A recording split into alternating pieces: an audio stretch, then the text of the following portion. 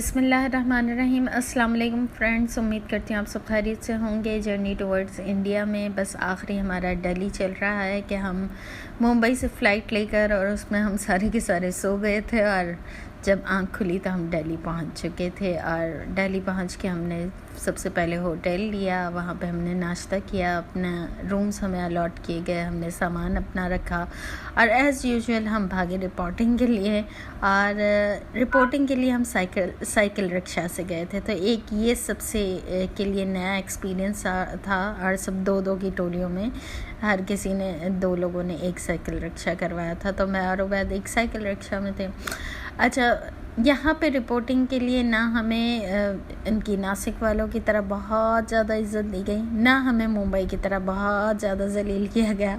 यहाँ पे एक नॉर्मल तरीके से रिपोर्टिंग हुई कि हम चले गए और वहाँ पे चेयर्स वगैरह पे हम बैठ गए थे। न्यूज़ चैनल चल रहा था, टीवी चल रहा था और कुछ हमारे ग्रुप के 2 लड़कों ने हम सबसे पासपोर्ट लिया और जाके अंदर जाके करवा के और वो आधे घंटे में 1 घंटे में आ गए, यानी उस तरह लंबा हमें नहीं बैठना पड़ा। और फिर जैसे ही हम वापस निकले और फिर होटल पहुँचे, फिर हर्ष नारायण जी का चूँकि अपना वहाँ पे घर था तो वो अपने घर जा रहे थे। यानी अब तक जो हम मुंबई में सब एक साथ घूम फिर रहे थे एक ही बस में, अब यहाँ आके सब अलग अलग होने लगे थे। तो ये एक बड़ा एक डिफरेंट था कि अब तक जो साथ साथ थे तो वो एंजॉय कर रहे थे, तो अब सब ने अलग अलग। सलीम साहब अपने रिश्तेदारों के यहाँ मिलने जाने लगे थे, नाजिया अपने जानने वालों के यहाँ जाने लगी थी, तो जैसे सब क्या अलग अलग एक तरह से होने लगे थे। अच्छा, वहाँ एक हर्ष नारायण जी से बात कर रहे थे, एसपी साहब थे या कोई पता नहीं कौन थे, कोई बड़ी पोस्ट पे थे, तो उन्होंने हमें इनवाइट किया कि रात को आप हमारे साथ डिनर कीजिएगा और फिर निज़ामुद्दीन औलिया के मज़ार पे कवाली नाइट है। तो एक्सेप्ट किया। फिर अच्छा, मैं तो फिर उस दिन कहीं नहीं गई थी, मेरा तो बस यही था कि अब बस घर जाना है। लेकिन फिर रात को ये सब गए थे, इन्होंने डिनर भी किया और फिर वो मज़ार पे भी गए। अच्छा, मैं फिर यहाँ पे होटल में थी, तो यहाँ पे एक चीज़ ये हुई कि मैंने टीवी ऑन किया और यहाँ पे एक चीज़ मैंने नोटिस की कि एक चैनल पाकिस्तानी ड्रामास चलाता था और पाकिस्तानी ड्रामास यहाँ पे बहुत मशहूर थे, जिसकी वजह से उर्दू ज़बान भी इनको बहुत पसंद थी और ये लोग कहते थे कि आपकी ज़बान बड़ी अच्छी, मीठी और प्यारी है हिंदी के मुकाबले में। तो मैंने जब वो ऑन किया टीवी तो पाकिस्तानी ड्रामा शक, सनम सईद और आयशा खान का वो चल रहा था, तो ये देख के अच्छा लगा। अच्छा, फिर नेक्स्ट मॉर्निंग इरम और ये कुछ लोग चांदनी चौक की तरफ गए थे और मैं, उबैद, सायरा, उमर हम गए थे कैनॉट प्लेस। वहाँ मार्केट थी और वहाँ पे हमने बहुत सारी चीज़ें देखी, कुछ ख़रीदी। किसी फ्रेंड ने, उबैद के फ्रेंड ने कुछ अपनी फैमिली के लिए पोल्की का सेट कहा था, तो हमने वो लिया और हम सोच रहे थे हम भाभी के लिए भी ले लें और अपने घर के लिए भी, लेकिन फिर होता है ना कि हम इससे ज़्यादा अच्छा कुछ ढूंढें, तो बस उन चक्रों में या वापसी में लेते हैं, तो उन चक्रों में हम आगे से आगे निकले और बहुत सारी चीज़ें देखी। फिर ये हुआ कि कोई साड़ी ख़रीदें, लेकिन पता नहीं कुछ समझ नहीं आ सका और चीज़ें हम उस तरह ली नहीं। कुछ ऐसे शॉपिंग उस तरह की नहीं हमने।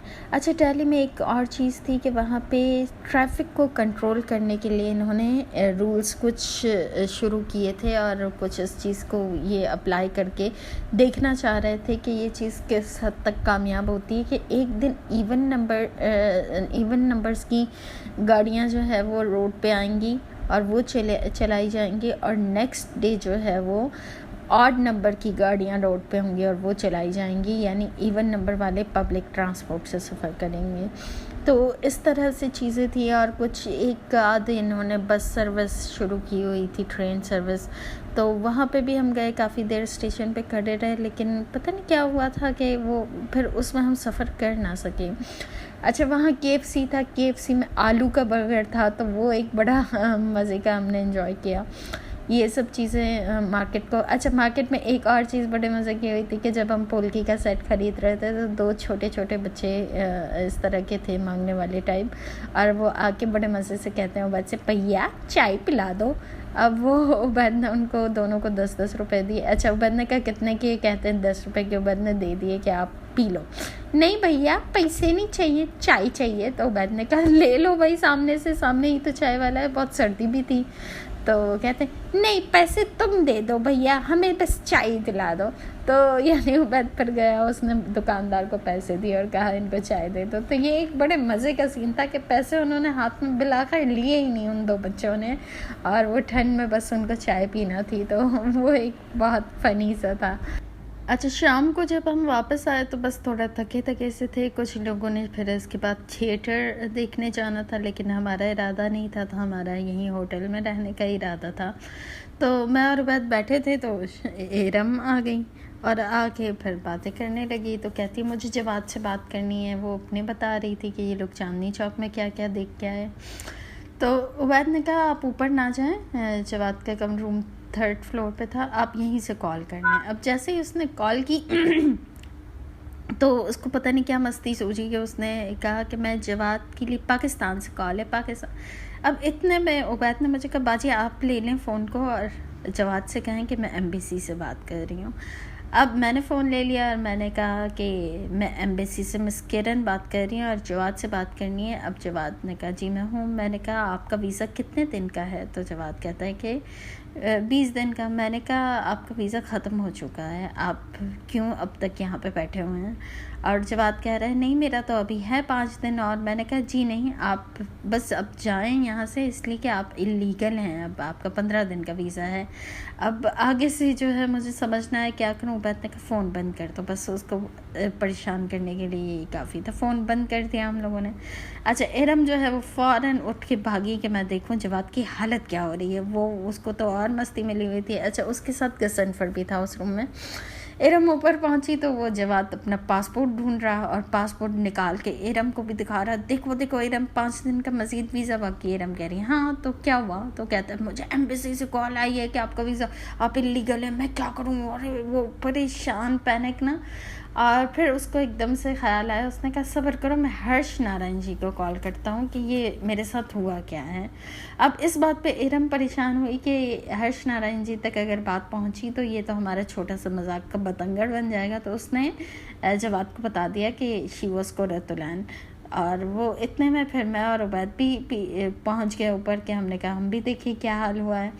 तो मुझे कहता है जवाद क्या आप ही थी? मैंने कहा जी। तो कहते हैं अच्छा एक बार उसी तरह बोल के दिखाएं। अब हंसी इतनी आएगा उसी तरह बोल के कैसे दिखाऊं, उस वक्त तो खैर बोल दिया था उस प्रोफेशनल तरीके से। तो ये एक बहुत फ़नी सी सिचुएशन थी और उस सिचुएशन को और उस मोमेंट्स को हमने बहुत इन्जॉय किया था और वो अनफॉरगेटेबल मोमेंट्स हमारी रही। अच्छा, नेक्स्ट डे हम हिंदू कॉलेज गए थे और वहाँ पे उन कॉलेज के स्टूडेंट्स एक तरफ थे और एक तरफ हम थे और वो टेबल टॉक पूरी हुई थी हमारी और उनके व्यूज़ और वो सब थे। और वो बहुत ही कोई ज़बरदस्त एक्सपीरियंस था जो इंशाल्लाह मैं नेक्स्ट टाइम आपसे शेयर करूँगी, क्योंकि वीडियो बहुत लंबी हो जाती है तो लोगों के लिए बहुत मुश्किल हो जाती है। तो इसको लाइक, सब्सक्राइब एंड शेयर कीजिएगा। इंशाल्लाह फिर नेक्स्ट वीडियो में मैं आपसे फिर मिलती हूँ। अस्सलाम वालेकुम।